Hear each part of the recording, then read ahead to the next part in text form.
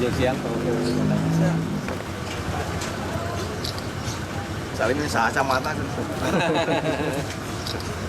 Masjid Abu Takin Pak. RW RT 1 RW 13. Alhamdulillah.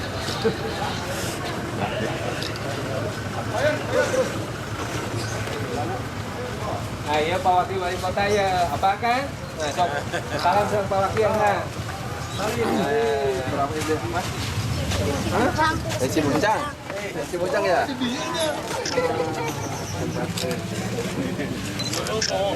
Hasan? Ya udah salaman. Kenapa dulu ya teh? Udah ya.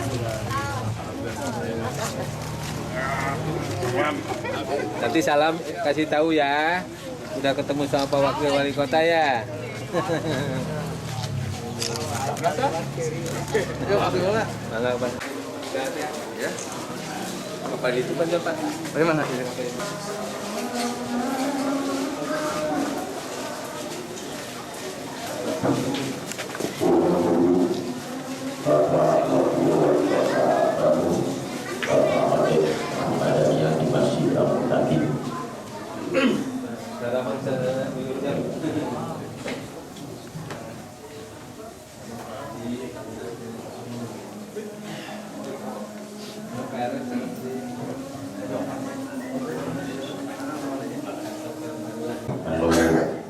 Baris datang khatib Imam Sinara Khatib insyaallah ku Bapak Wakil Wali Kota Bandung Bapak Ode Muhammad Daniel waktos duhurna dina dinten ayeuna 12 langkung 4 menit jemaah anu bade ngalaksanakeun salat tahiyatul masjid sumangga biasa ngalaksanakeun salat tahiyatul masjid. Hatur nuhun kana perhatosanana ge kanggo ayeuna murabbi Bapak Soleh Sobian. Allahu Akbar. Allahu Akbar. Allahu Akbar.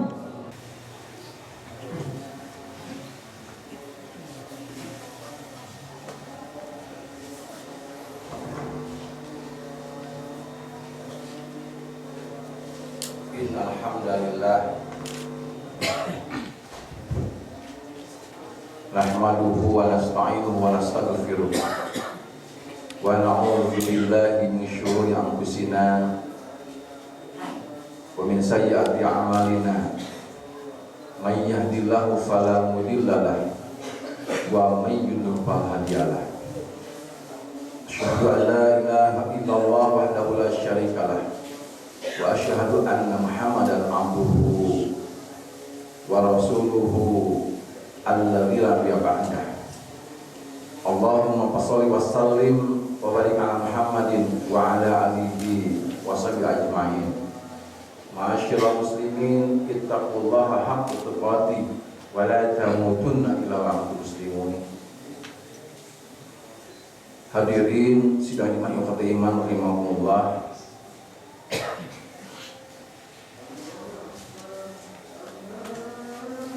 Ada sebuah aktivitas yang dilakukan oleh setiap manusia yang merupakan sebuah kebutuhan dirinya. Aktivitas tersebut adalah mencari nafkah, kasbul ma'isyah. Adapun bentuk mencari nafkah manusia, kalau istilah Al-Quran disebutnya, salah satu istilahnya adalah disebut tijarah. Ada bentuk tijarahnya, punya modalnya modal dengkul. Istilah orang Sunda dengkul. Modal tanpa modal finansial. Berangkat pagi bekerja, pulang sore tanggal 1 gajian, dapat hasil.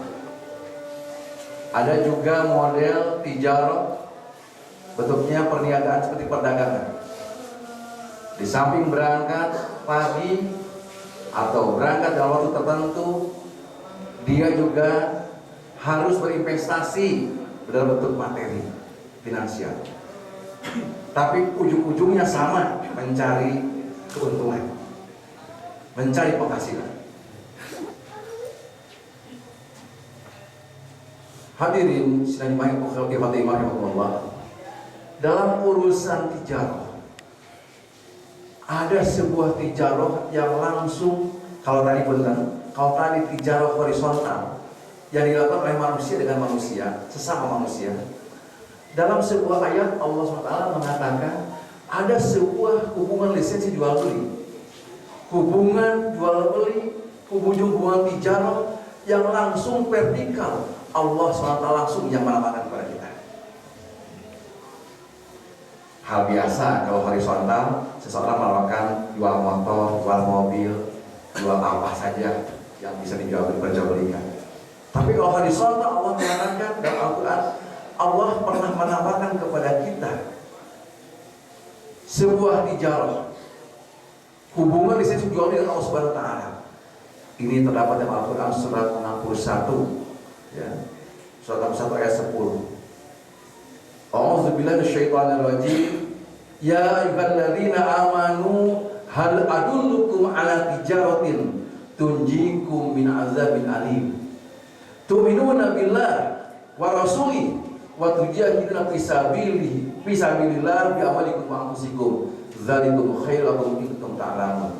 Yaghfir lakum dzunubakum wa yudkhilkum jannatin tajri min tahtiha al-anhar wa masakin thayyibatan fi jannatin 'adn.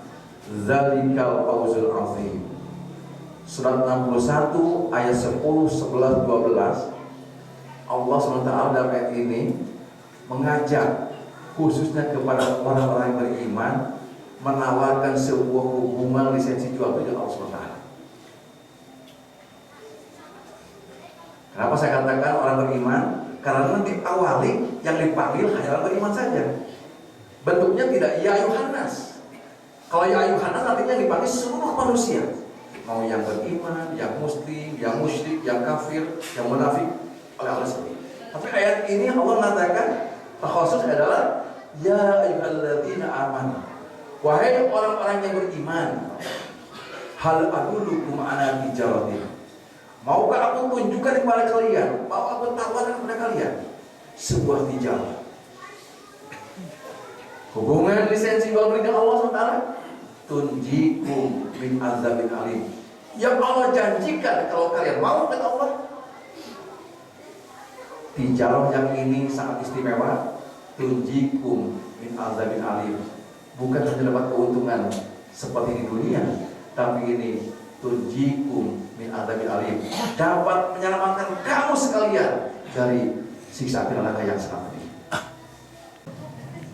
Bukan atas dasar iman kepada Allah dan Rasulnya, iman kepada Muhammad, tapi dia lebih karena Muhammad kemenakannya saja, Muhammad sekedar keluarganya saja, saudaranya saja, maka disebut dalam beberapa hadis neraka paling ringan diberikan kepada Abu Thalib. Al-Kisah ketika Abu Thalib sakit, Rasulullah datang kepada Abu Thalib, menjenguk Abu Thalib.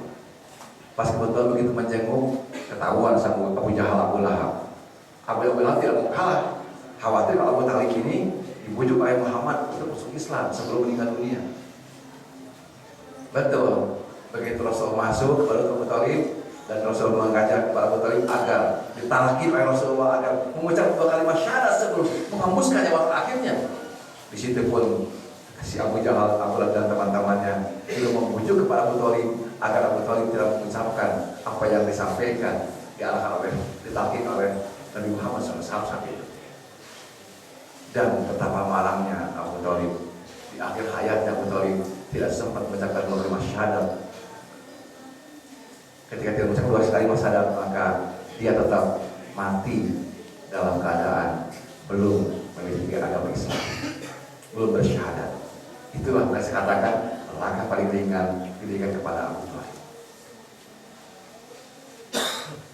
Setelah Abu Thalib meninggal, Rasulullah kepada seorang paman yang begitu besar jasanya, tapi malah nasibnya tidak sempat mengucapkan kalimat syahadat, sehingga setiap Rasulullah ingat kepada Abu Thalib, untuk berapa jasa-jasanya, Rasulullah Rasul berdoa kepada Allah. Berdoa kepada Allah untuk agar Allah mengampuni Abu Thalib. Apa yang terjadi ketika Abu Thalib terus berdoa kepada Allah SWT? Ketika Rasul berdoa kepada Allah SWT untuk Abu Thalib, apa yang terjadi? Allah turunkan ayat dalam Al-Quran. Maka nalin nabi walladzina amanu ayastaghfirul musyrikin walau kanu uli qurba. At-Taubah 113 mengatakan, tidak pantas Muhammad untuk setiap nabi dan orang beriman memohonkan ampunan kepada Allah SWT. Untuk siapa? Untuk orang-orang yang musyrik.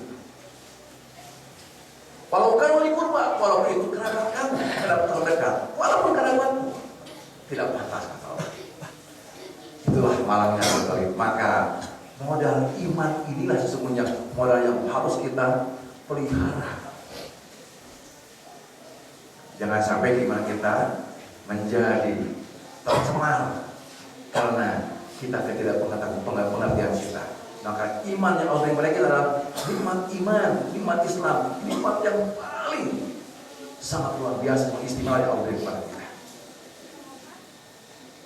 Yang kedua, waktu jahilin fisabilillah, orang adalah jihad fisabilillah dalam bentuk infak, dalam bentuk zakat, infak, sedekah. Ini yang Allah beri kepada kita. Melupakan kesempatan kita untuk bersama-sama merespon apa yang Allah tawarkan kepada kita, yaitu kalau kita mau jual beda Allah SWT maka waktu jahilin fisabilillah bi'amwalikum wa anfusikum, hendaklah kalian berjihad bersungguh-sungguh di jalan Allah dengan bentuk bi'amwalikum wa anfusikum. Apakah dengan infak fisabilillah, dengan zakat infak fisabilillah. Jadi kalau ada orang seperti ini, seyogianya umat Islam, orang beriman merasa alhamdulillah ada kesempatan buat kita untuk berjihad fisabilillah dari Allah SWT.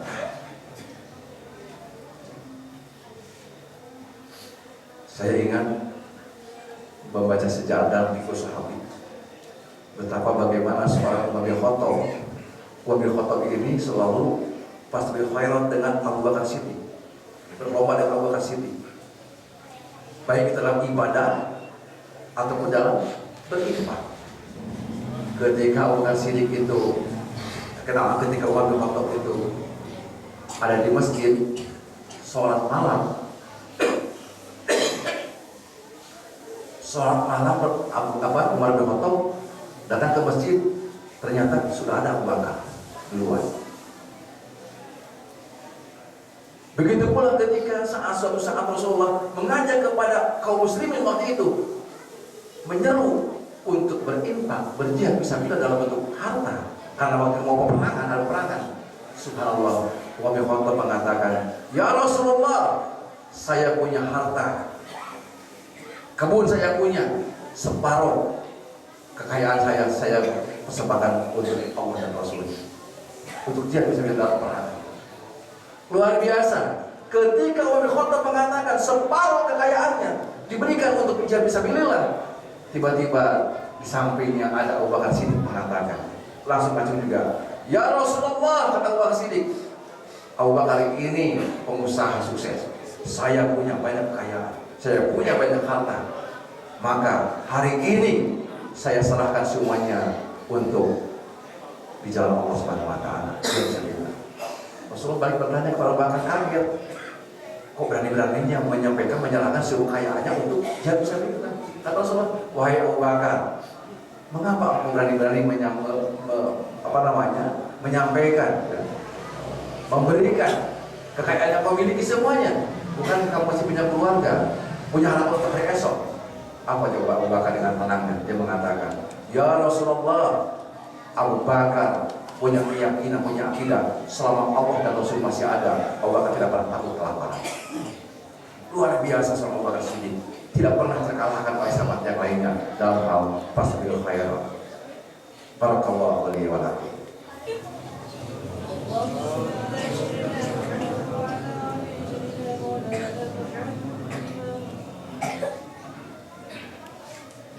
Alhamdulillah,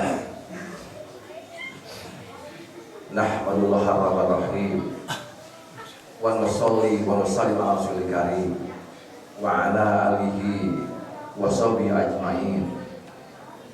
Asyhadu an la ilaha illallah wa la syarikalah wa asyhadu anna Muhammadan abduhu wa rasuluh. Kita bersama-sama untuk mengikuti, merespon apa yang Allah inginkan, yang Allah tawarkan kepada kita itu berupa tijarah, anak tijarotin terhikum min azabin alim, dengan modal beriman kepada Allah, beriman kepada Rasulnya, berjihad fisabilillah dengan harta dan jiwa yang kita miliki. Maka Allah mengatakan itulah sebaik-baik tijarah merupakan Allah Subhanahu wa taala. Mudah-mudahan kita mendapatkan kesempatan, keimanan, kekuatan Allah Subhanahu wa taala untuk mampu merespon apa yang Allah tawarkan kepada kita. Sehingga insya Allah masjid seperti ini tidak akan lama.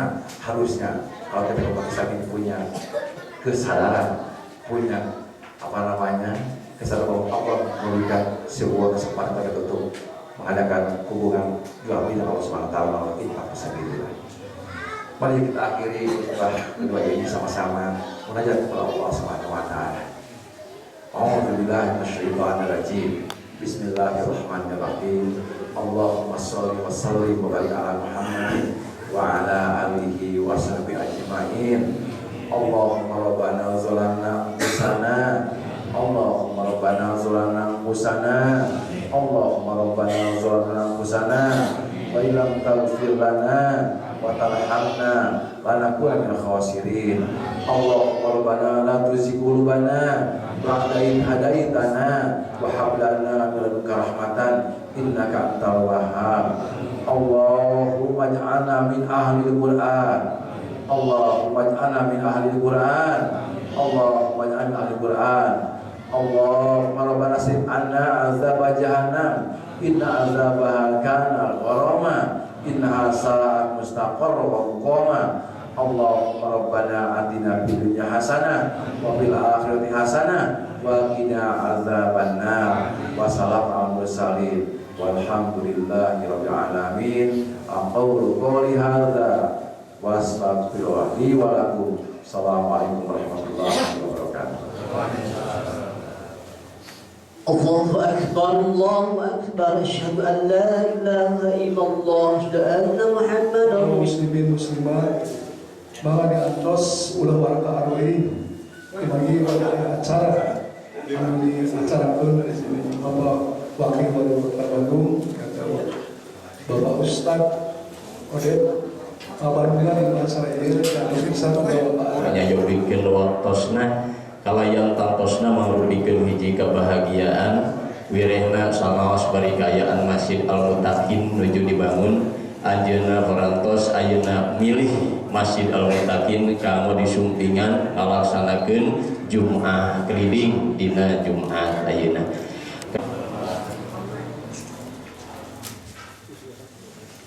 Alhamdulillah ya di Jumat ayeuna akhir 3 Maret 2017 Muhammad biasa silaturahim ke Masjid Al-Mutakin.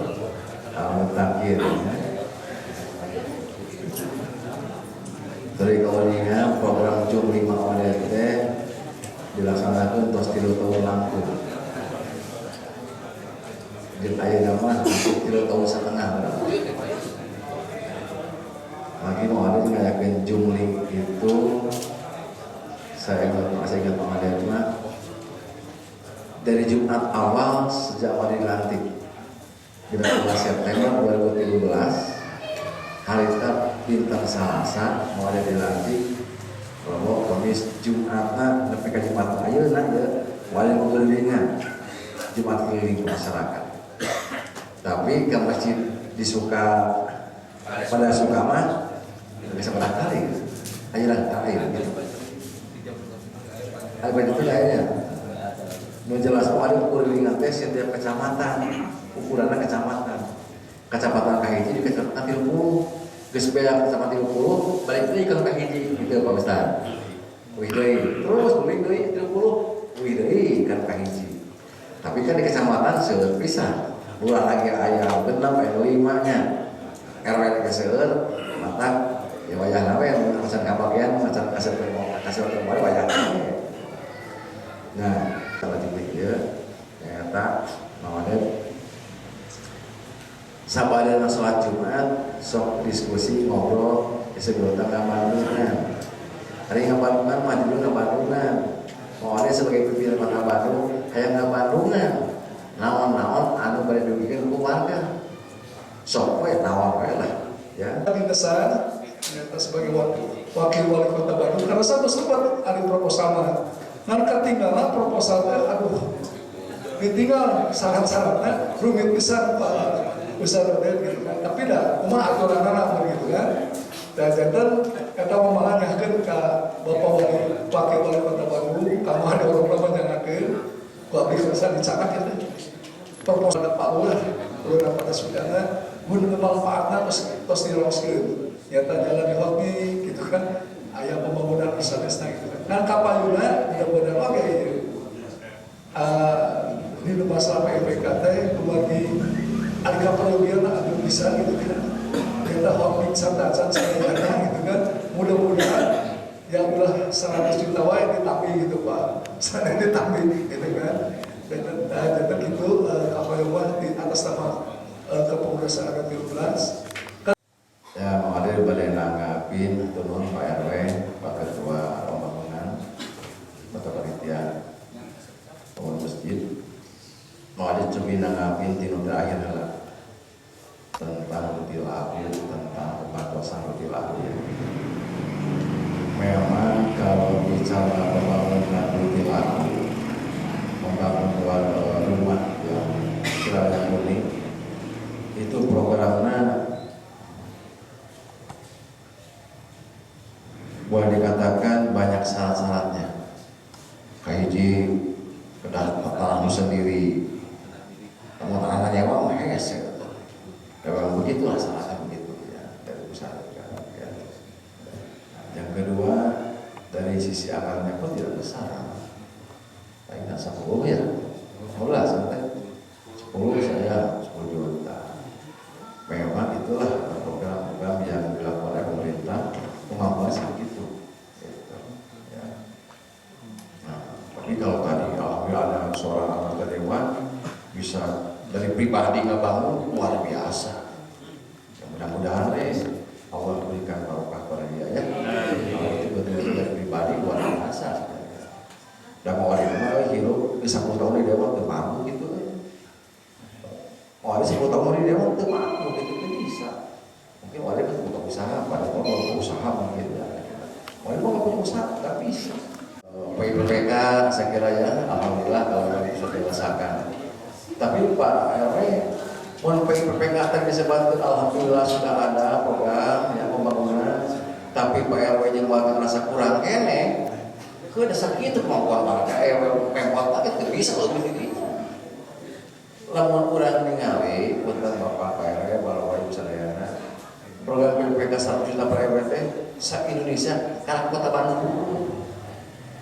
Karena kota Bandung di kota lain bisa ayeuna teh dengan adanya program PPK kota Bandung anu geus setahun katilu ayeuna 2 tahun ieu mah boleh loba kedatangan tamu-tamu kota kabupaten sama se-Indonesia.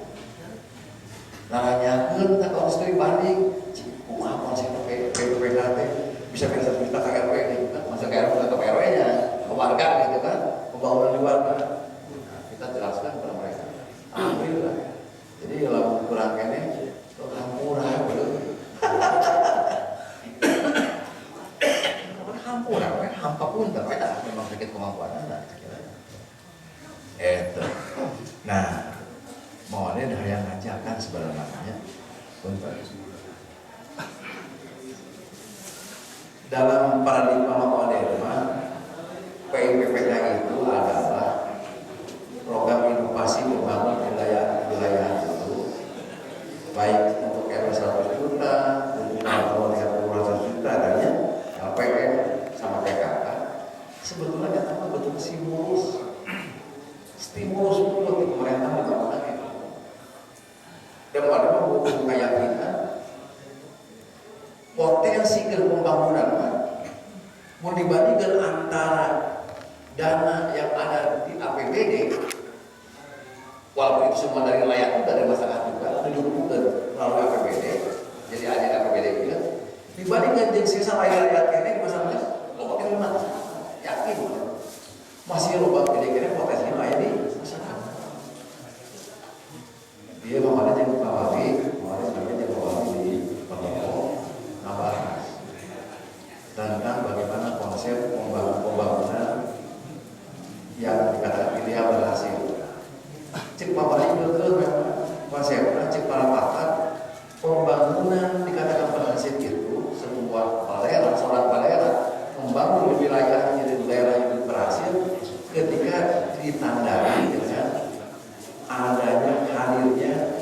kemandirian warga karena berhasil.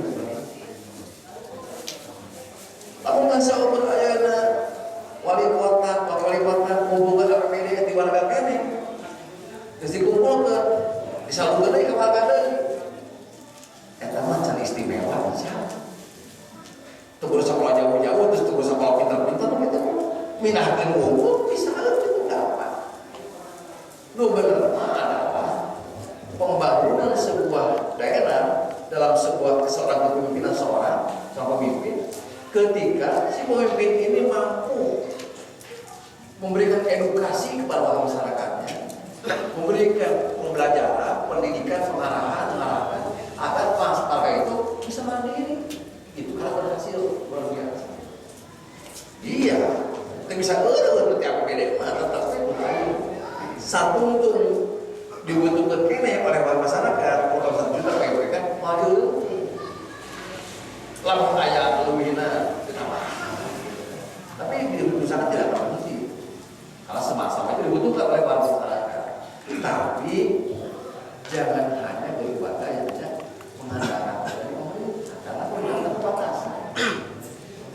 Nah, soal itu alhamdulillah dia program setelah 2 tahun PDPK terlaksana. Ya, ini tahun ketiga, tahun ini ketiga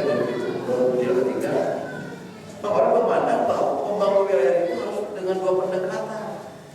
Pendekatan top down dari atas, itu dari pemerintah.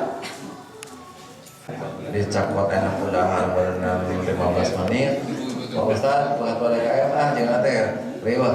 Terus ayeuna hiji we heulanya pertarosan banyak bayangannya. Bongan we geus aya jengkol di hareup. Ya. Saking kabeh hatur tim Waden, Pak RW nya. Hatur nuhun insyaallah. Kita kabeh tim Waden hatur nuhun.